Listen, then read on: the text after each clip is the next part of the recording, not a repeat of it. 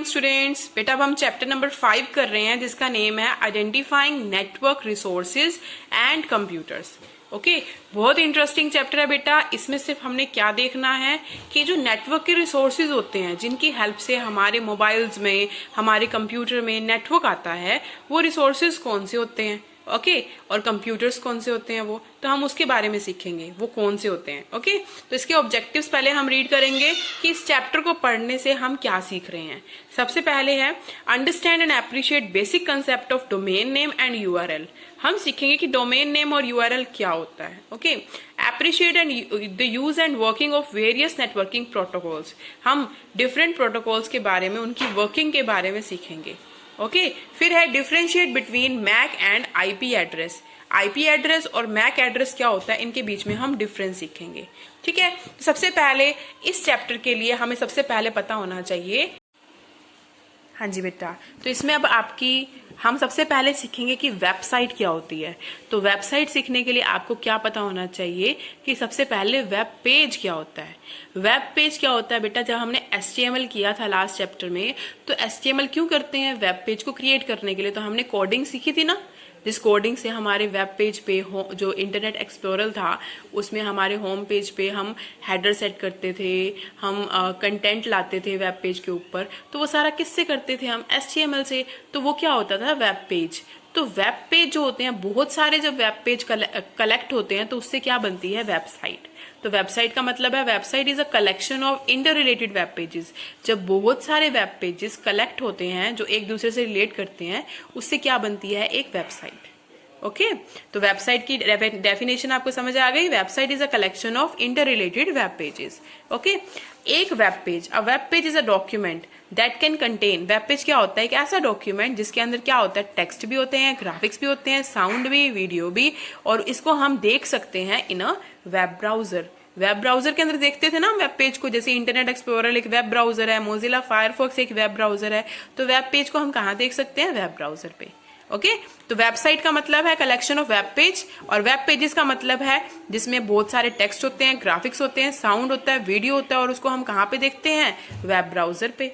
ठीक है, तो वेब ब्राउजर क्या है, वेब ब्राउजर एक एप्लीकेशन सॉफ्टवेयर है जिसमें हम वेब पेजेस को देख सकते हैं, व्यू कर सकते हैं। ओके, तो अब यहाँ पे आपके क्या है, right names of 5 web browsers commonly used in case of following. Computer में कौन से वेब ब्राउजर यूज होते हैं और स्मार्टफोन में कौन से वेब ब्राउजर यूज होते हैं, आपको यहाँ पे लिखना है। जैसे कंप्यूटर में क्या यूज होता है, Mozilla Firefox, internet explorer, Google Chrome, ठीक है, और भी बहुत सारे होते हैं, तो वो आपने लिखने हैं यहाँ पे नेम। स्मार्टफोन में कौन से होते हैं वो आपको यहाँ पे लिखने हैं, ये आपका काम है।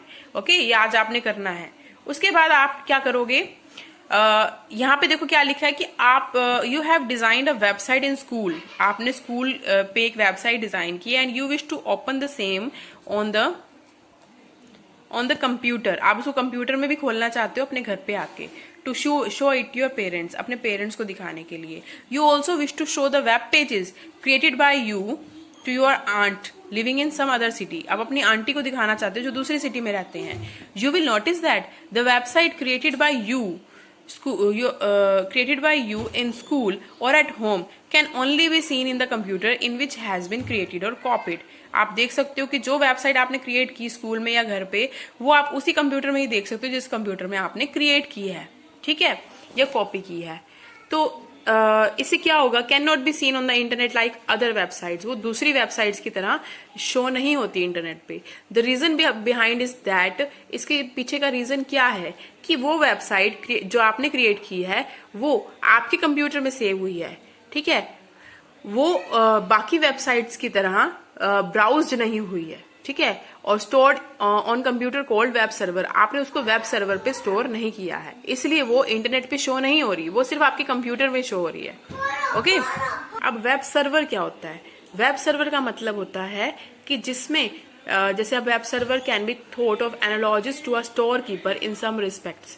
This way storekeeper stores all the product. जैसे एक स्टोर कीपर सारे प्रोडक्ट्स को स्टोर करके रखता है, वैसे ही एक वेब सर्वर सारी वेबसाइट्स को स्टोर करके रखता है, ठीक है, वो होता है web server. Okay, you can visualise a web server as a huge computer. Web server एक कंप्यूटर की तरह है जो डाटा को स्टोर करता है, वेबसाइट्स को स्टोर करता है, ठीक है, और रिस्पोंड करता है उन सारी कमांड्स को जो इंटरनेट उसको देता है, ठीक है। और इन रियल सिचुएशन से अगर कनेक्ट किया जाए तो एक क्लाइंट सर्वर टेक्नोलॉजी होती है इसके पीछे। वो क्या होती है, जैसे क्लाइंट होता है वो क्या होता है, वो डिफरेंट वेबसाइट्स होती हैं, और जो सर्वर होता है वो हमारा एक वेब सर्वर होता है जो उन सारी वेबसाइट्स को स्टोर करके रखता है, उनको मैनेज करके रखता है। ओके तो क्लाइंट सर्वर टेक्नोलॉजी का मतलब क्या है, जिसमें क्लाइंट्स का मतलब है कि बहुत सारी वेबसाइट्स, एक वेबसाइट एक क्लाइंट, तो बहुत सारी वेबसाइट्स क्या होगी, क्लाइंट्स हो गए। और जो सर्वर है वो आपका वेब सर्वर है जो उन सारी क्लाइंट्स को मैनेज करके रखता है, स्टोर करके रखता है।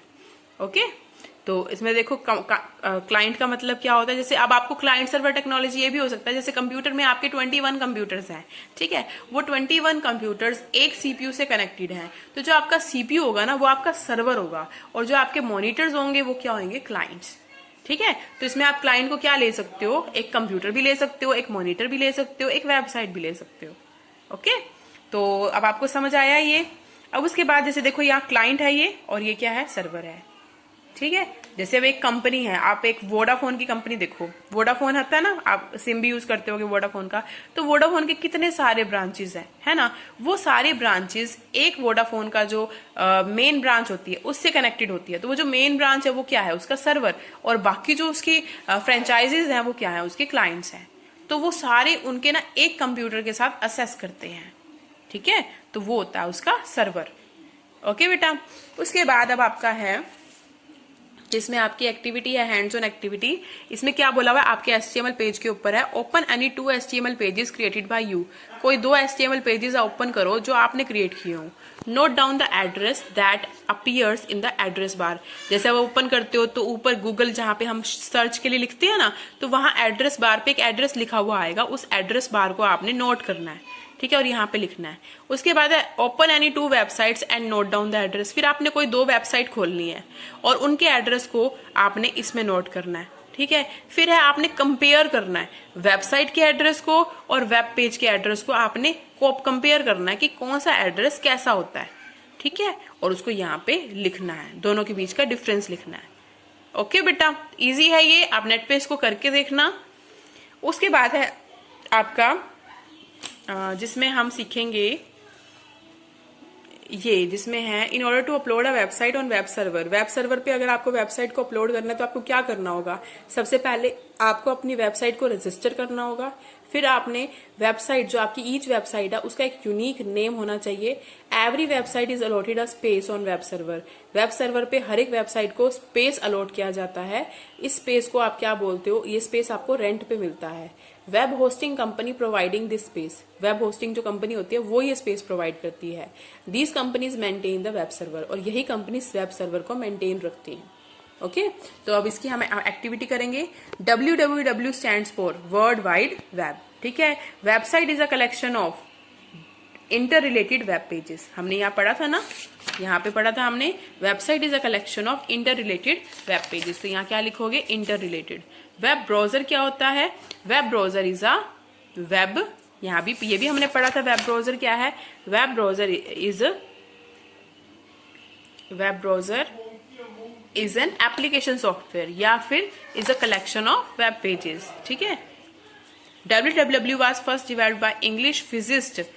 किसने डेवलप किया था www को, एक इंग्लिश फिजिस्ट था जिसका नाम क्या है, ये भी आप नेट पे देखोगे बेटा, नहीं तो मैं आपको बता दूंगी।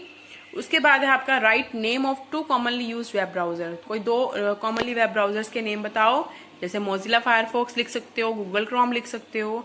उसके बाद आपको इंटरनेट पे इन चीजों के बारे में सर्च करना है, एजुकेशन, गवर्नमेंट और शॉपिंग के बारे में। इनके ऊपर जो वेबसाइट्स बनी हुई है, जैसे एजुकेशन पे बनी हुई है आपकी cbse.nic.in, ये एजुकेशन से रिलेटेड है। आपकी बनी हुई है इसके ऊपर जो शिक्षा के ऊपर भी बनी हुई है cbse शिक्षा.in, और गवर्नमेंट के ऊपर जो आपकी बनी हुई है वो आपको लिखनी है। गवर्नमेंट के ऊपर आपकी कौन कौन सी हैं, जैसे हरियाणा गवर्नमेंट है ना, तो हरियाणा गवर्नमेंट की क्या है, hbsc.in।